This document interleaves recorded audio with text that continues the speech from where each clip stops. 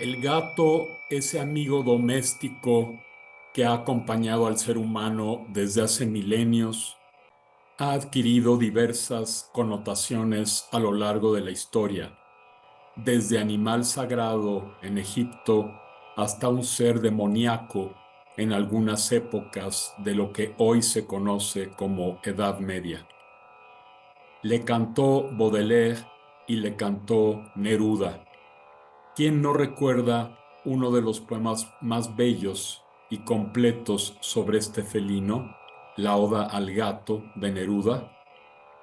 En muchas religiones llamadas paganas, entre comillas, se reconoció al gato junto al conejo como un ser relacionado con los poderes de la oscuridad por su tendencia a salir de noche. En la Edad Media se le llegó a satanizar. Y en la España del siglo XIII o XIV, aunque hay quien afirma que en el XV, se escribió el libro de los gatos. Hola, soy Juan Antonio Rosado y estás en el canal Grandezas de Lilliput, donde no nos interesan las modas, sino los temas atemporales. Por ello, aquí siempre habrá sorpresas. Si no te has suscrito, hazlo pronto. Comparte, opina, pon tus comentarios. Recomienda este canal a quienes les interese la cultura, el arte, la literatura. Hoy está con nosotros la medievalista Carmen Armijo, investigadora en el Instituto de Investigaciones Filológicas de la UNAM y autora del libro Fábula y Mundo, Odo de Cheriton y el libro de los gatos. Ya en una ocasión tuvimos el gusto en Grandezas de Lilliput de tener a Carmen con nosotros para hablarnos sobre la lírica medieval hispánica. Tal vez la función didáctica de la literatura sea una de las más antiguas y prestigiosas, siempre y cuando no atente contra la función estética. Ejemplos de narraciones en verso o en prosa que a la vez que narrar argumentan para atacar un determinado comportamiento, emitir valores morales o aconsejar son el Panchatantra y el Hitopadesa, entre otros muchos libros de la antigua India. Las fábulas de Esopo o de Fedro en la cultura clásica y ya en la Edad Media occidental, una lista de obras que sería prolijo enumerar. Destaco dos poco conocidas por el público en general. Las Fabulae del siglo XIII, escritas en latín por el inglés Odo de Cheriton, y el anónimo Libro de los Gatos, obra española que traduce y adapta a Cheriton en el siglo XIV o XV. Carmen Armijo, apasionada de la música y literatura medievales, dedicó años al minucioso estudio de los manuscritos. El resultado es un extenso libro en que se nos devuelve con amenidad y sencillez el complejo mundo que subyace tras aquellas obras. Fábula y mundo. Entre Cheriton y el anónimo español hay un siglo y medio de distancia. Los espacios son distintos, así como las lenguas empleadas. Sin embargo, existe un rasgo autoral. Las adaptaciones del clérigo castellano a su época implicaron una recreación y actualización muy valiosa del libro de Odo de Cheriton. Recreaciones y actualizaciones similares se habían hecho ya antes. Pensemos, por ejemplo, en el Kalila Edigna respecto del Panchatantra. Además, Armijo advirtió dos elementos en la visión del mundo, el ideológico y el lingüístico, pero la autora va mucho más lejos. Nos muestra en los cuentos de Odo el influjo de la recopilación que realizó en latín el español Pedro Alfonso de diversos cuentos orientales, con Disciplina Clericalis de Alfonso, se inicia el género de los Ejempla. Así se cierra el círculo, de España a Inglaterra y de allí nuevamente a España, pasando por Francia, pues Odo estuvo influido por esta cultura. Fábula y Mundo se divide en 5 partes, cada una con varias secciones. Al final hay un apéndice y se incluye ilustraciones que nos remiten al bestiario medieval y a imágenes del diablo, entre otras figuras. Odo escribió en latín después de 1225. La lengua inglesa no era muy usada para escribir en aquella época. No sería sino hasta el siglo XIV cuando este idioma sea socialmente aceptado. Un ejemplo son los cuentos de Canterbury de 1380, de Chaucer. Ambos autores, al igual que el libro de los gatos y muchos otros ejemplos medievales, critican la corrupción y por tanto a muchos miembros de la Iglesia. El libro de Armijo no se centra en los textos como tales, los contextualiza geográfica e históricamente, por lo que no deja cabo suelto. Tras la lectura de esta investigación, penetramos en un mundo ya desaparecido, pero cuyos textos literarios siguen siendo de gran actualidad. Odo de Cheriton fue un clérigo, fabulista y predicador. Compuso sus fábulae o narraciones hacia la primera mitad del siglo XIII. Gozaron de gran popularidad, se conocen 19 manuscritos. Posteriormente, por las traducciones realizadas durante el siglo XIV, 2 al francés, una por un monje anónimo y otra por el clérigo inglés Nicole de Bosson, denominada Contes Moralisés. A fines del siglo XIV y principios del XV, las fábulas son traducidas al castellano por un monje anónimo con el nombre Libro de los Gatos. Carmen, muchas gracias por aceptar nuevamente mi invitación ahora para hablar sobre esta obra medieval poco conocida.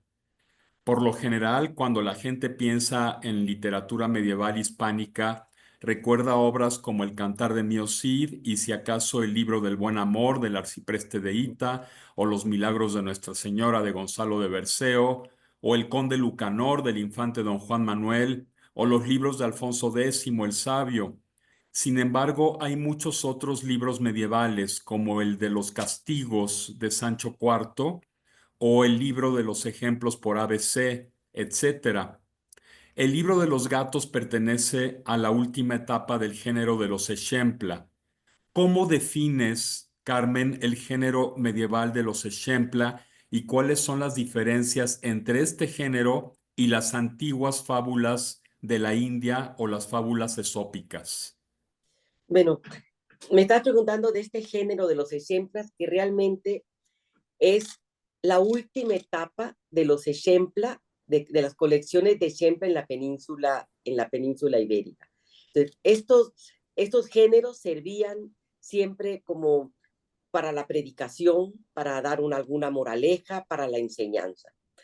Y estos géneros tendríamos que empezar para hablar de este género desde de, de dónde vienen estos libros, estas colecciones de Shempla del siglo XV. Vamos a ir un poquito como de adelante para atrás.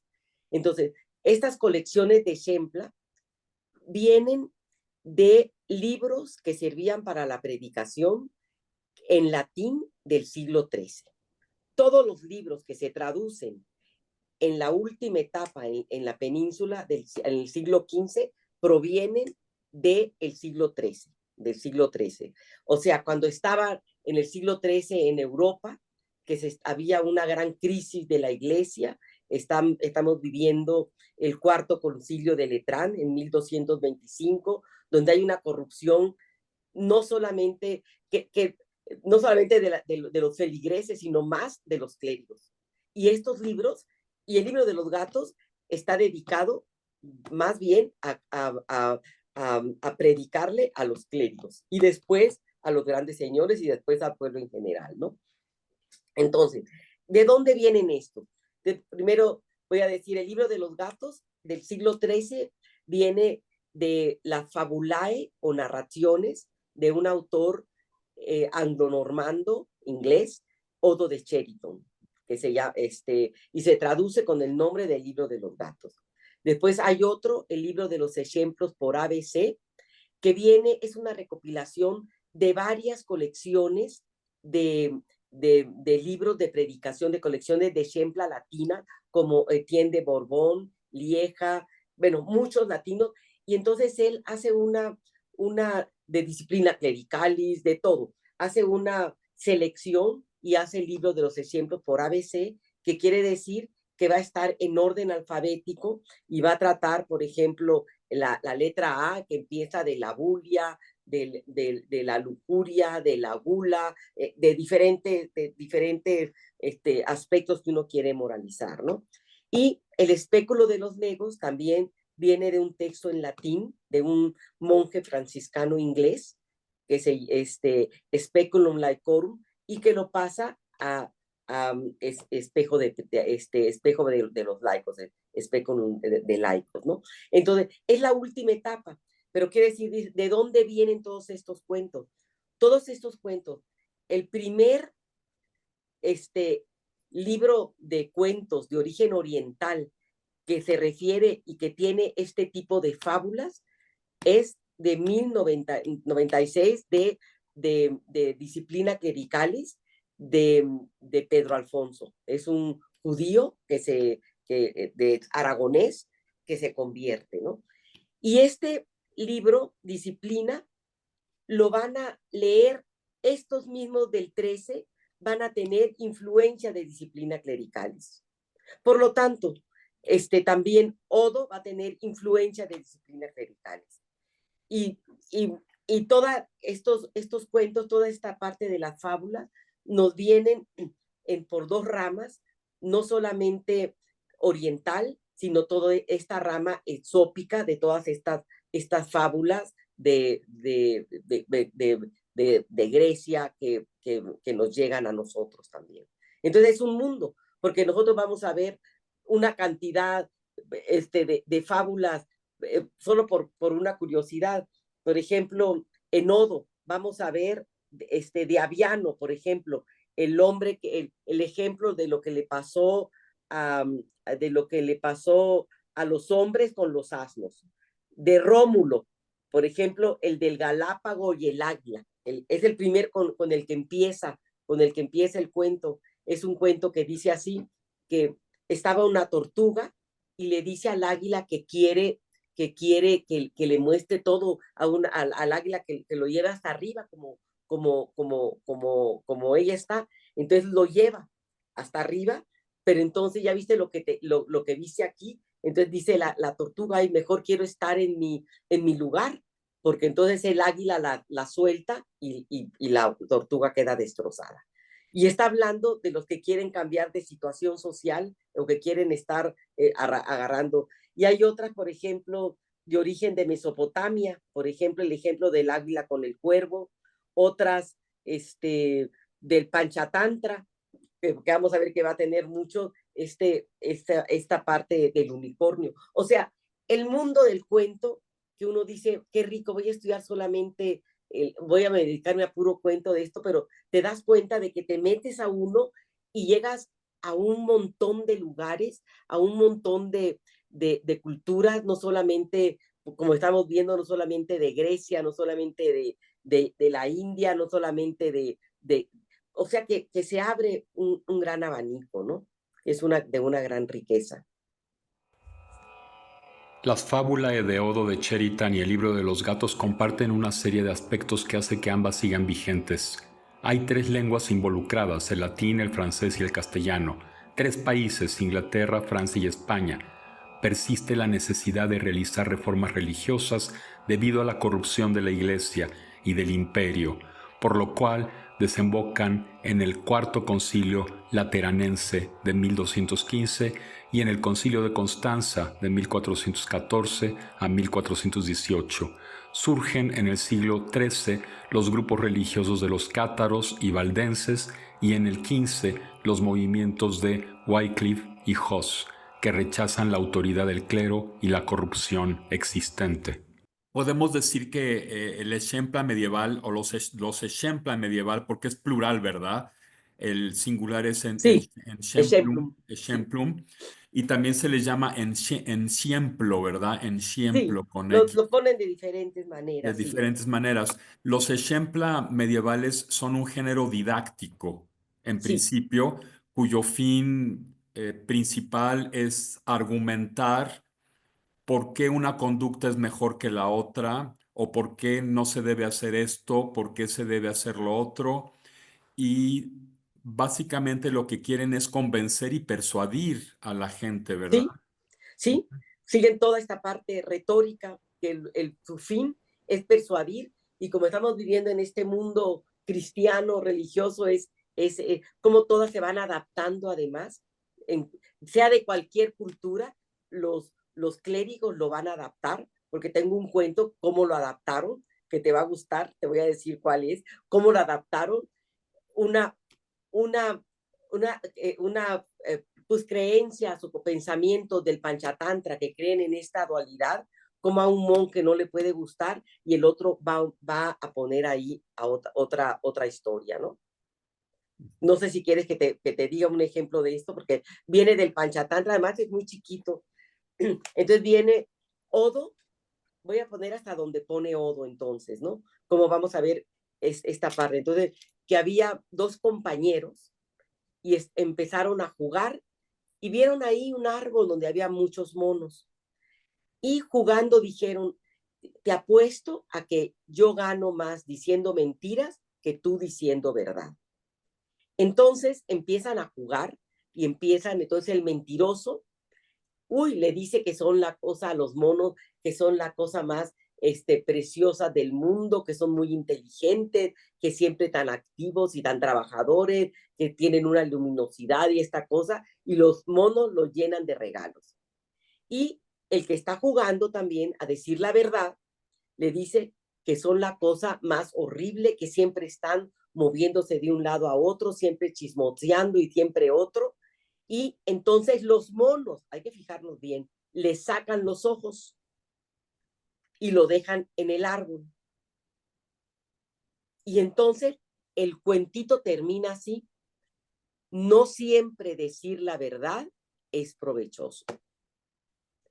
Entonces, el libro de los gatos, y esto lo pongo en mi libro, lo pongo este ejemplo en el de los dos compañeros, pero acá solamente, esto ya lo pueden ver después.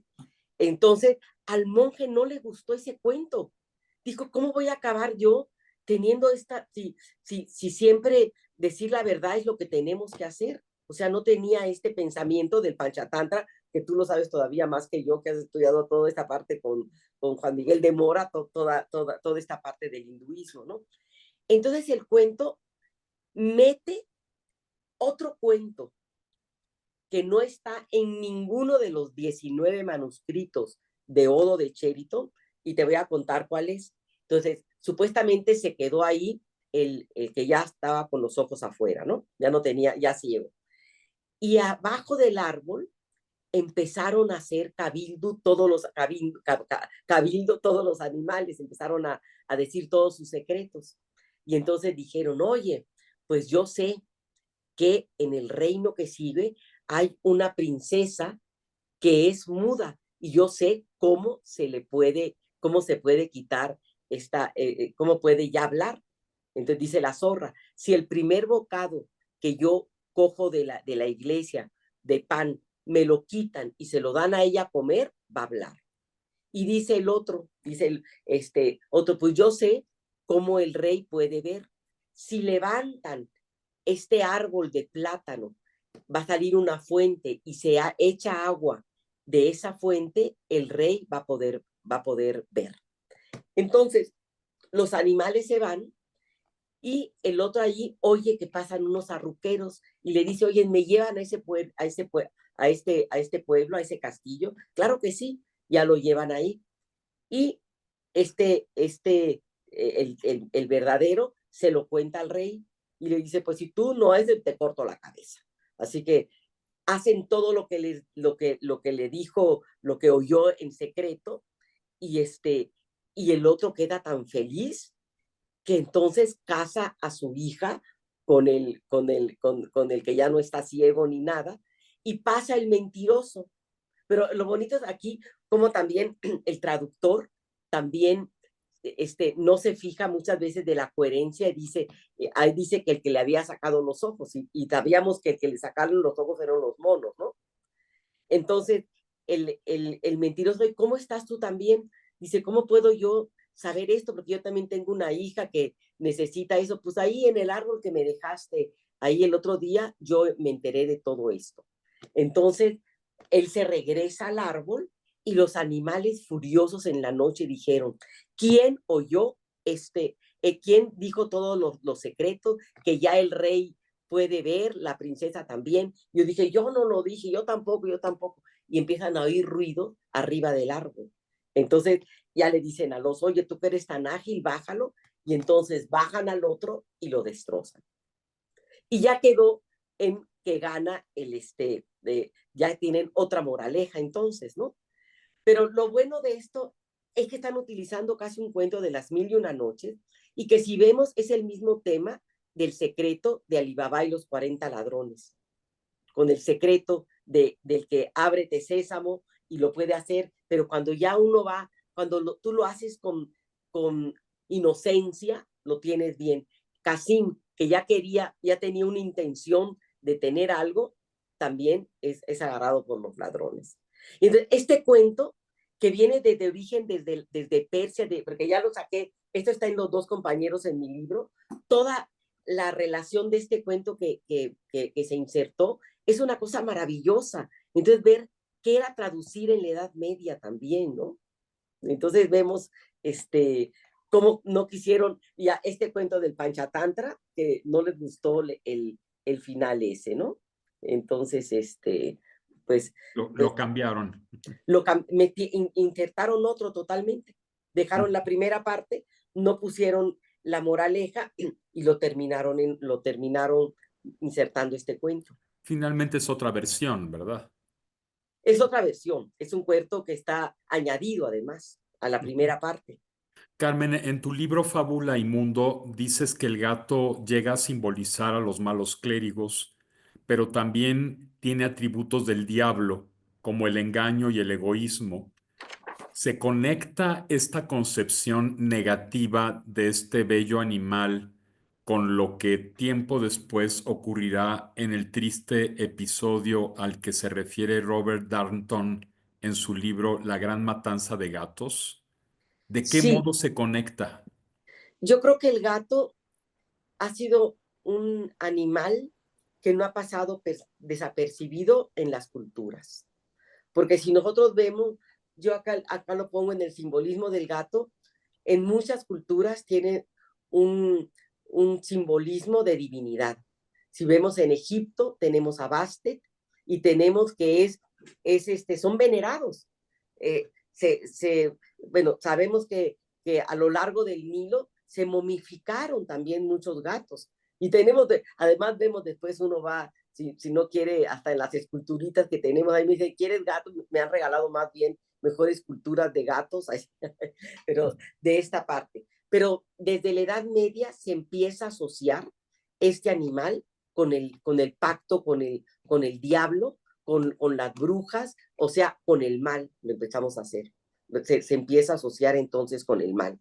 Y eso lo vemos después hasta en muchos de los cuentos que salen, ¿no? Si vemos nosotros a las brujas siempre, o esto asociado que tiene un gato al lado, ¿no? Y ahora que mucha gente no podría, ya es parte de la familia de lo que tú quieras, que no podría uno vivir. Yo sé que en Japón, no sé por qué me salió esto, pero sí sé que en Japón, como muchas veces no te dejan en los edificios tener gatos, hay lugares en vez de café, lugares donde está lleno de gato y tú puedes ahí estar una hora acariciando un gato porque te da otra energía y otra tranquilidad y otra cosa. Pero en la Edad Media sí estaba asociado con el mal. Y tenemos cuentos que, por ejemplo, que salían las brujas y que les cortaban la nariz o la oreja y, y amanecían, entonces el gato, lo que sea, en forma de gato, y amanecía entonces esta mujer sin la nariz o el gato, sin la nariz o la oreja, ¿no? Pero sí está esta asociación con el mal. Y se conecta obviamente con esta matanza a la que se refiere Darton. Sí, se refiere a la matanza de gatos, que fue Es, terrible. sí, fue algo terrible en Francia y supongo que fue por esta asociación, ¿verdad? De los gatos con el De mal. los gatos con el mal, sí, sí, sí. Ujú. Al medioevo latino llegan dos grandes corrientes fabulísticas antiguas. Por un lado, las fábulas de origen griego, llamadas comúnmente esópicas. Por otro, fábulas de origen hindú. Sin embargo, debido a que ambas corrientes han pasado por el tamiz del mundo árabe, en las manifestaciones de una y otra, los elementos se han mezclado. Odo de Cheriton y sus Fabulae son un ejemplo de la asimilación de la fábula antigua en la Edad Media, nuevos procedimientos e innovaciones, vínculo entre la antigüedad y la modernidad temprana debido al tratamiento novedoso de sus fábulas. Sabemos que las fábulas del autor inglés Odo de Cheriton se difundieron en España porque fueron escritas en latín, pero estas fábulas tampoco provienen de la nada. En tu libro nos muestras que los cuentos de Odo, o más bien que sí, que los cuentos, que en los cuentos de Odo hay influjo de esta recopilación que hizo, ya te referiste a él, que hizo Pedro Alfonso, de Sí, sí, diversos sí, cuentos orientales. Es su disciplina o disciplina clericalis de Alfonso, que es la que básicamente inicia el género de los Ejempla, ¿verdad? sí, Y entonces así se cierra el círculo de España a Inglaterra y de allí nuevamente a España, pasando por Francia, porque Odo fue influido también por esta cultura. No sé si pudieras ahondar en la génesis de este libro de los gatos, pero mucho más, todavía más atrás de Pedro Alfonso. el libro de los gatos surge de Odo. Entonces yo tendría que ver qué es lo que pasa también con Odo, con Odo, y después sí, qué es lo que tenemos aquí entonces.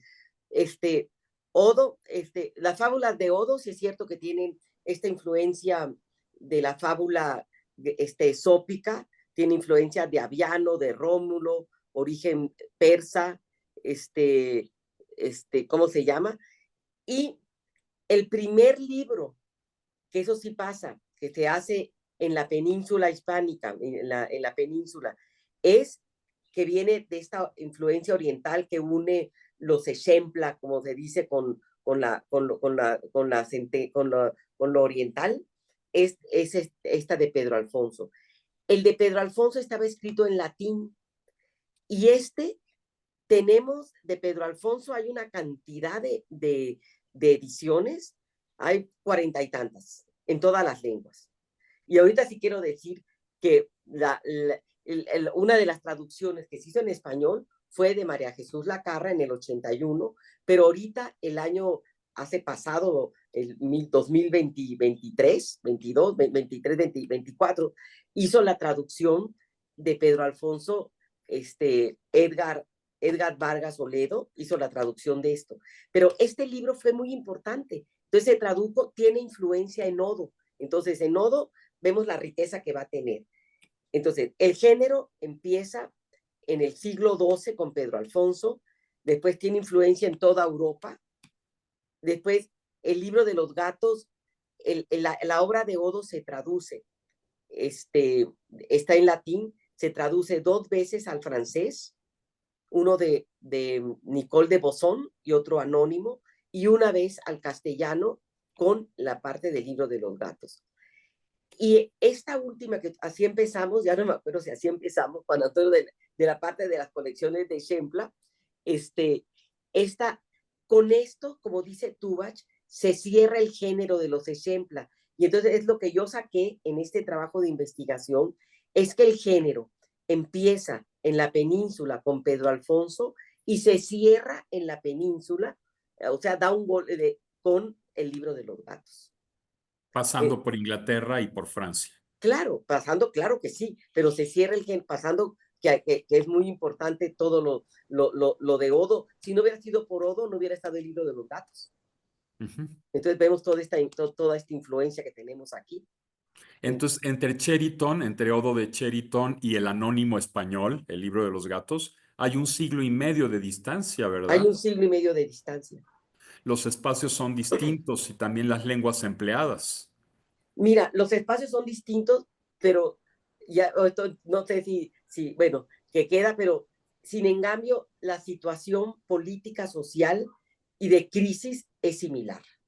Porque Mm, vimos en el 13, sí, bueno, es el concilio de Letrán, están los cátaros, los valdenses. En el 14 es el cisma de Occidente y están los de Wycliffe y Off. Entonces tenemos toda esta crisis religiosa que, que puede ser similar. Y evidentemente el libro de los gatos es una traducción, adaptación, como era traducir en la Edad Media, yo creo que en cualquier época, de Odo de Cheriton. Y acá, por ejemplo, en las explicaciones que da el libro de los gatos, muchas veces son mucho más largas y hablan mucho de los grandes señores o de estas cosas, y el Odo se queda muchas veces en los clérigos.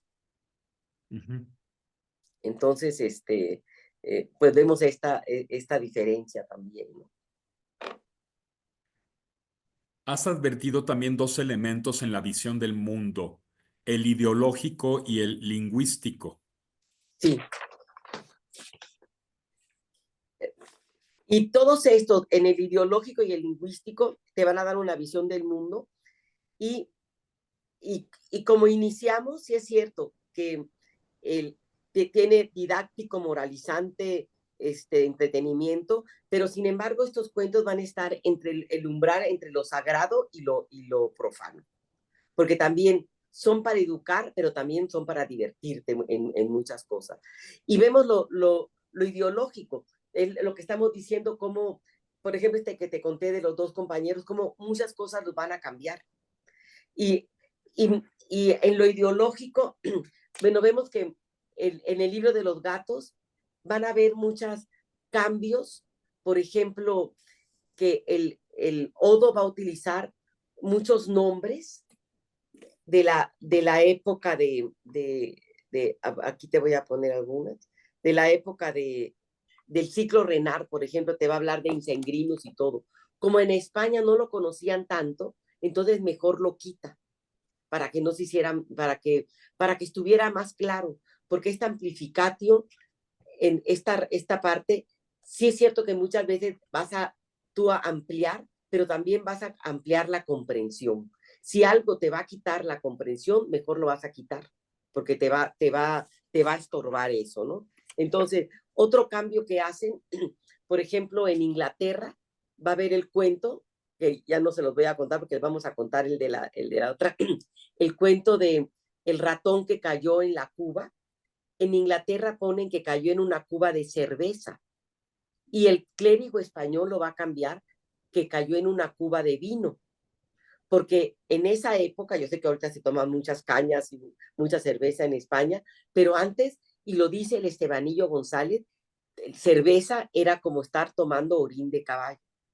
Entonces, no le iba a poner que cayó en una cuba que cayó en una cuba entonces, hacemos estos cambios para, para aclarar y para que sea más entendible todo el discurso también. Sí, es como, por ejemplo, cuando en un cuento del Panchatantra aparece una mangosta. Sí, Recuerdo alguno en el sí, Panchatantra de la India aparece una mangosta. Con el paso del tiempo, eso llega a los persas, luego a los árabes, de los árabes llega a España, y en España la mangosta se convierte en gato. en gato, Ujú. sí, ¿Por qué? Porque en España no hay mangostas. claro. Y todos estos elementos, si vemos estas fábulas que además van a continuar, vemos el de la lechera, como en el Calile Dimna va a poder ser miel, en otro va a ser harina, en otro va a ser leche, van a cambiar lo que la gente le va a poner atención. En el Entonces, Panchatantra es harina, es harina. es el En el brahman que pachatante quedó es blanco en harina. la cama. Ujú. Sí, el pachatante es harina. En el otro lo van a cambiar con miel. En el de la lechera de aquí, en otro con leche. En otro, entonces van a cambiar según la cultura y el lugar donde lo están, donde se está dando esto, ¿no? Y los animales también, por lo tanto, ¿no? Sí, y toda esta parte lingüística, bueno, aquí yo sí hice toda una parte, estudio lingüístico también, y sí vemos todavía muchos arcaísmos y por eso podemos situar a la obra en determinada época.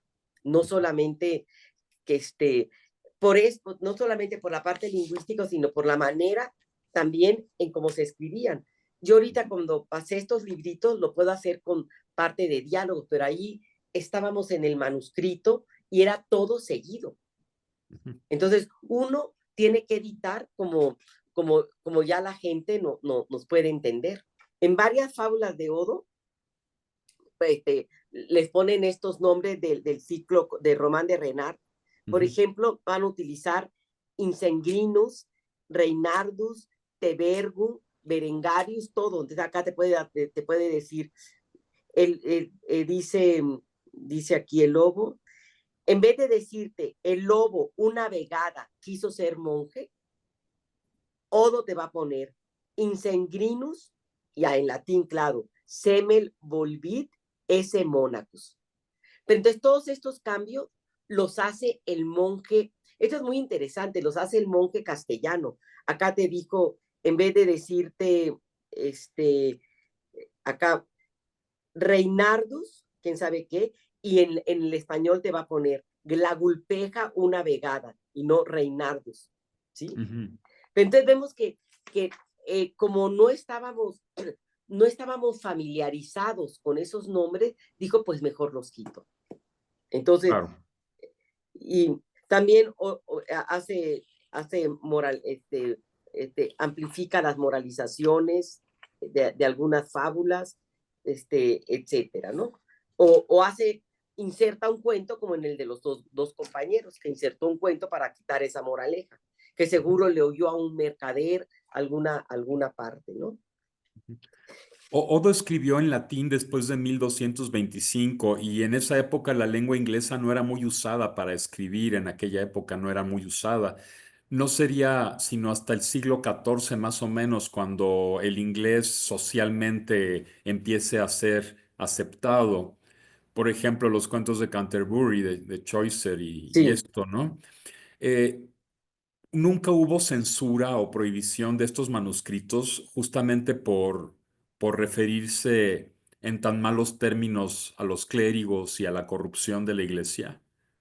Pues parecería, porque sí es cierto que era una corrupción muy grande sobre todo el libro de los gatos, Odo a los clérigos.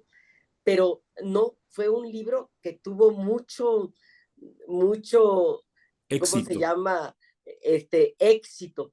De aquí, 49 manuscritos de Pedro de Alfonso Pedro Alfonso, y después 19 manuscritos de Odo de Cheriton. y 19 de Odo de Chérito. ¿Y del libro de los gatos? Y del libro de los gatos hay un manuscrito que tiene estos 66 cuentos de los que yo estoy trabajando, y solamente y te tiene que decir dos, porque otra investigadora encontró un folio de un cuento del libro de los gatos, entonces tienes que decir con otro tipo de letra, no tipo de letra gótica encadenada como está el libro de los gatos, sino un poquito más moderna, del siglo principios del 15 encontramos esto. Pero solamente del libro de los gatos solamente es esto. Y las traducciones que están en Francia, claro, pero que se llama Con por Alices en la del francés. Pero sí fue un bestseller, el Odo de Cheriton. Y lo ha estudiado mucho Barry Taylor, que trabaja en el British Library y es un gran estudioso de la literatura latina, pero también de Odo de Cheriton y de esta transmisión también. El papel culminante que tuvo España como difusora de la cultura en el siglo XIII parece tener un efecto de ida y vuelta. Así pues, Odo de Cheriton recibió la influencia de la disciplina clericalis de Pedro Alfonso en su momento, y ésta retornó a España en el siglo XV con el Libro de los Gatos. Los que llevaron la cultura latina oriental al mundo moderno temprano fueron los que escribieron fábulas como Odo en el siglo XIII. Sin embargo, el Libro de los Gatos del siglo XV, siguiendo la misma tradición, representa el fin del género de los ejempla y una de las últimas expresiones de la adaptación a la lengua castellana de tal corriente latina, heredada de Inglaterra y esta, en un principio, adquirida de España. Bueno, quiero decir que el Libro de los Gatos, yo me puse a ver por qué le había puesto el Libro de los Gatos. Dijo, a lo mejor todo el mundo creía que era de puros gatos. No es cierto. De los 66 cuentos que traduce el monje español de Odo son 119, solo yo encontré en el Libro de los Gatos 7 cuentos. Y después, como yo había hecho todo el estudio comparativo, y que ese estudio comparativo realmente, yo cuando, no sé si me estoy metiendo en esto, pero pues queda de todas maneras. Cuando yo quería hacer el libro del Libro de los Gatos, solamente tenía la segunda parte del libro, que es la visión del mundo, donde hablo de la mujer, de los cátaros, del bestiario, de la predicación, etcétera. Pero María Jesús Lacarra, que es la especialista en la cuentística medieval, me dijo que estudiara a Odo de Cheriton. No sabía que me iba a tardar tanto estudiándolo, pero si tú ves, no es una cosa que se pueda hacer de un día para otro, de solamente poner su biografía, sino de sacar todas estas, lo hubiera podido hacer, porque eso se puede hacer, ¿no? Pero y ya tienes tu papel, ¿no? Así que bueno, entonces, ahondando en Sheriton, después ya hice toda esta comparación, qué cuentos sí, qué cuentos no, y de gatos solamente no se tradujeron 2. Uno de ellos son 2 cuentos, uno que se llama Sobre la bella esposa del gato, ese no se tradujo, y tampoco se tradujo Sobre la cigüeña y el gato. Entonces les voy a contar este último, que está muy bonito. Dice, es mejor siempre seguir el ejemplo de aquella cigüeña que llevaba una anguila para comérsela con sus polluelos. Cuando la vio el gato, amante de deglutir peces, pero flojo para cazarlos, se le acercó y le dijo, bellísima ave, tienes un pico tan rojo y unas plumas tan blancas que imagino que tu pico es así de rojo por dentro y por fuera. ¿O acaso me engaño? La cigüeña no quiso responder siquiera y permaneció callada para no perder la anguila. El cazarratones comenzó a insultarla. Quizá eres sorda o muda. ¿No puedes ni responder, miserable ave? ¿No comes algunas veces incluso a las serpientes, que son animales tan venenosos y sucios? Cualquier animal puro ama lo puro.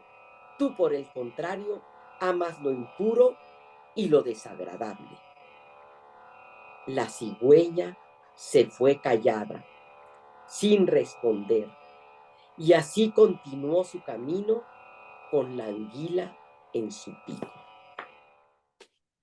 ¿Dónde viene esa traducción? ¿Dónde está esa traducción, Carmen? Esta es de latín, viene del texto de Odo, que viene del libro de Le Fabulis Latin de Herriot, y quiero decir cómo termina o cómo inicia esto, cuál es lo que le están poniendo de que te fijes acá. No hay que dejarse llevar por elogios ni por los insultos. Este viene de Herriot, Le Fabulis Latin, después del ciclo de Augusto, al fin de la Edad Media. Es publicada en 1893, 1899, son 5 volúmenes, y uno está dedicado a la obra de Odo de Cheriton y sus derivados. Entonces yo conseguí toda la parte de Odo, la tengo también, vi la comparación y pude sacar, y esto es un trabajo que yo estaba dando el seminario de medieval y llegó un alumno que había estudiado en Italia en un seminario un año y me dijo que si podía hacer un extraordinario, que él se dedicaba a lo de latín y le dije, bueno, si quieres, estábamos viendo el libro de los gatos ahí, hazme la traducción de estos 2 libros, cuentitos de gatos que no hizo el traductor español, házmelos tú. Entonces me lo hizo, pero también hizo con un estudio, ahora trabajamos juntos y es maestro de latín ahí, de todas maneras, trabajo mucho con Edgar, y lo hizo. Entonces ya después se me ocurrió que nos dijeron en el instituto, de tu trabajo, cómo lo puedes difundir, y a mí se me ocurrió hacer este librito de 9 cuentos de gatos, y que no son cuentos para niños, son cuentos para niños y para todo público, pero lo pude hacer para niños también, ¿no? Entonces, y, y, y, y a los niños les gusta mucho. Fueron cuántos ejemplares que ya se acabaron de todas maneras, 1000 ejemplares. Esto sí ¿Lo se vas a acabaron. volver a editar? Sí, ya está ya está para mandarlo a editar. Ya está para mandarlo a editar. Y entonces son cuentos que para que ellos conozcan, pues que conozcan también estos cuentos y que siguen hasta nosotros, de todas maneras, muchos de estos cuentos, ¿no? Porque de este cuento de la cigüeña y el gato, no podemos ver el mismo tema un poco de la zorra y el cuervo, que le está lavando porque quiere el pedazo de queso que tiene en su boca, ¿no? Y muchos de estos cuentos de adulación que, que nos cuenta mucho don Juan Manuel, que lo están adulando para tener algo o para sacar algo, ¿no? Pues el mismo traje del emperador que viene de la India, de Persia, ¿no? Muy bien. Carmen, no sé si quieras agregar algo sobre todo este maravilloso tema tan complejo, tan rico. Yo lo único que quisiera terminar es que veamos, por ejemplo, que un libro que aparentemente puede ser pues muy poco destacado, cómo nos da esta visión del mundo tan grande. Porque aquí yo, esto que hablamos fue mucho parte de la de Odo y esto, pero hay toda esta, con la que yo hice, con la primera parte que tenía, de todos estos temas que, que, se, que se toman, como por ejemplo el libro como una imagen del mundo que te puede dar, como en este libro vemos aquí puesto, porque están viendo todo el bestiario medieval, porque también el libro de los gatos se llamaba Bestiarium o Brutarium, pero muchos de estos están en los bestiarios medievales. Entonces, y eran libros, los bestiarios, libros científicos, literarios para la educación. Entonces vemos toda esta visión que te da.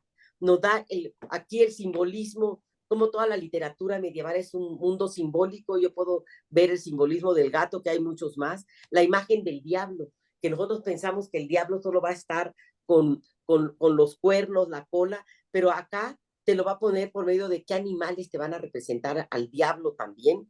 La concepción clerical de la mujer, ahorita que estamos en todo este tema. Aquí la concepción, y yo se puse clerical de la mujer porque siempre la veían como la tentadora, como la incitadora a la lujuria y todo esto, pero vemos también entonces, cómo viendo esta parte de la mujer, cómo en esa misma época tenemos todas estas mujeres destacadas, desde Trótula, la médico, Cristín de Pizán, Eloísa, la relación Eloísa con Abelardo, Roswitha en Rosvita alemán. de Gandersheim, Hildegarda de Bingen, la papisa Juana, o sea que todo este tema, también vemos acá el catarismo, todo un librito que parece lo más mínimo te mete a un mundo si tú quieres. Y no solamente a eso.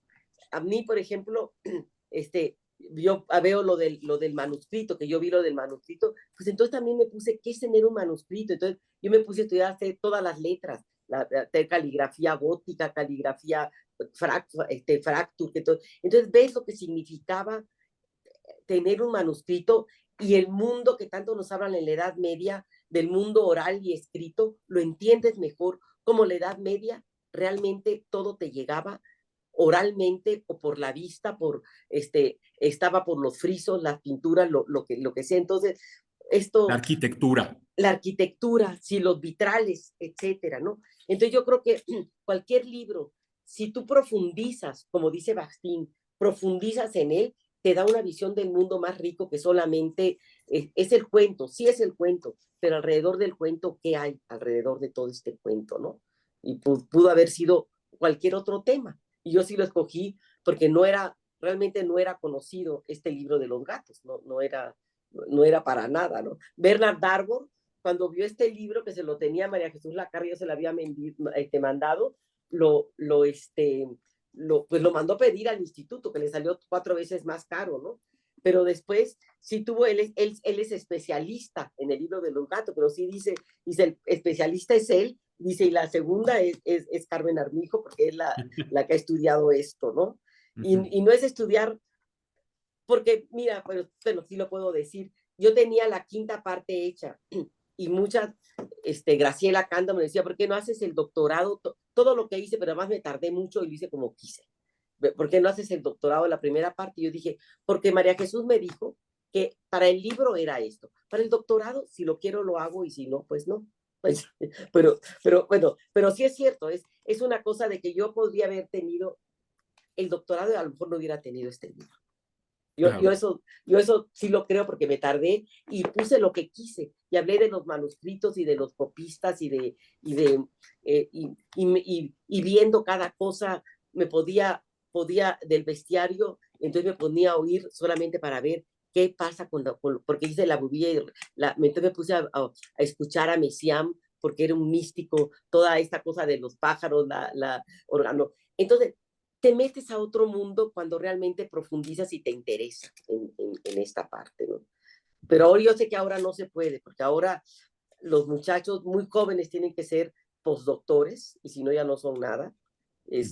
Pero como dice, pero muchas veces la investigación necesita su tiempo también, necesita su Por pasión. supuesto, por Y supuesto. sí, y que uno lo puede hacer, yo no se los recomiendo que lo hagan, pero que que sí es otra cosa el ritmo que se tiene ahora y que yo me pude dar el lujo de hacerlo, pero, pero, pero sí, pues uno pierde otras cosas, eso sí es cierto, ¿no?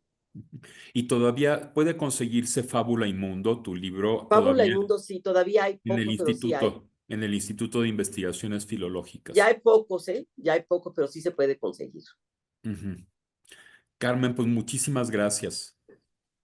Pues muchas gracias a ti. Siempre es un placer conversar contigo e irnos por las ramas también. Muy Sí. bien, Y nos estamos comunicando también. Muchas gracias.